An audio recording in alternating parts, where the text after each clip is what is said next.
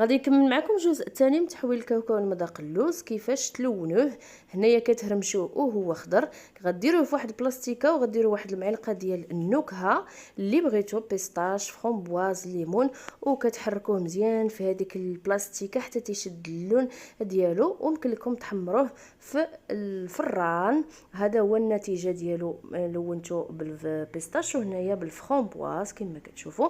يمكن لكم تزوقوا به الصابلي ديالكم، الكيكات. هادو هو لي زاغوم هذا ديال الليمون. غير وريتكم الشكل ديالو.